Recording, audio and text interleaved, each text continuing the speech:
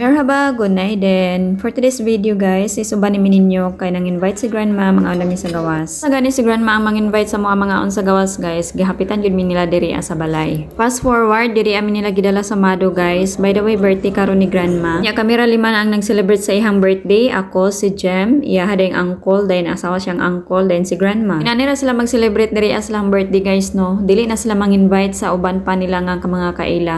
Ilaha lang pamilya inana. Uban gani ilang pamilya wala diha. Wala mo guys no, si grandma maka-proud kaayo siya. Makain ko nga strong woman gud siya. Grandma manggod guys no, kay single mom gyapon siya sama sa uban. Biyaan siya sa iyang bana guys suma nakadaog sa luto ug niuban sa laing babae. Nakadaog ang lolo ni Jem sa una sa luto, milyon ang ihang nadaog unya. Niuban siya sa laing babae niya. Nanaka sila ni adto sila og Australia daw kuno. So si grandma na lang nabuhi siyang duha ka anak which is ang mama ni Jem ug iyang uncle. Maka-proud pud kayo si grandma kay bisan pa man og siya ra gyud isa ang nagtaguyod siyang duha ka anak. Pero wala gid siya nakauna og magminyo sa lain. Napahuman pa gyud niya ang duha ka anak og eskwela unya mga professional na unya karon mga retired na pod. By the way, naabot mi diri alauna mi kape nakaabot diri sa restaurant kay. Nagawas mi sa resto mga alas 7 na gyud hapit. Pero na mo mga on nananghid mi ni Jem nga mag CR mi. Ang CR diri guys is nasa second floor ang sa babae. Ang sa lalaki nasa third floor. Pagsaka na mo na din imong nakita. Pakayos lag wallpaper tsada kin sa taas guys pero walay tao nga nangaon diri. Ang resto is taman third floor pero ang second floor o third floor walay tao. Mga tao tuwa sa ubos tanan. After mo nang picture mo to nga nagbuwag na dami ni Jem guys. Kani adto siya sa third floor kay tuwa dito ang CR sa panlalaki. Ang sa pangbabae is nasa second floor. Napod sila dulaanan diri sa mga bata. Nakanindot po diri sa ilahang resto no kay ilaha bitaw mga gamit kay mga antique. Kami kay sulod sa bulsa ang uban guys pero galing lang kay naay kamera. Ang isa maayo nang ginhawa kay nakapagawas na siyang gibati.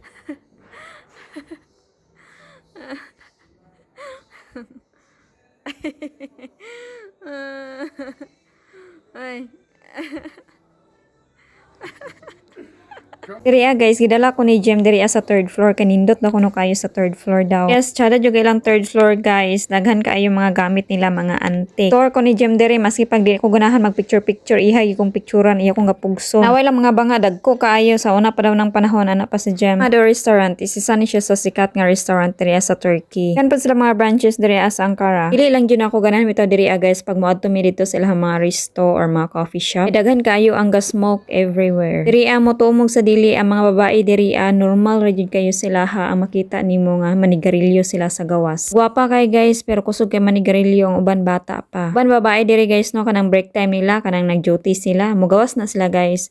Unya manigarilyo na sila og dahil ang kaatbang nila panigarilyo ilang katrabaho lalaki. First na ako pag-abot diri guys no siya kaayo ko pakita na ako daghan kay babae na nigarilyo. Ay nang ilahang mga restaurant diri guys kay duha ka area ang sa ilahang restaurant. Lahi ang mga bangko para sa manigarilyo, lahi pud ang mga bangko para sa dili manigarilyo. And kung ga-smoke ka, dito ka sa gawas nga area. Pero kung dili ka ga-smoke, dito mo sa sulod para dili mo makatimaw sa smoke sa gawas. Uy, pag humana mo CR dayon picture, giuban na din min din sa iyang uncle ni Jem, gipapili min niya kung unsa nga cake among ihatag kang grandma. So niabot na ang cake ni grandma guys no, chocolate cake ang amo ang gipili.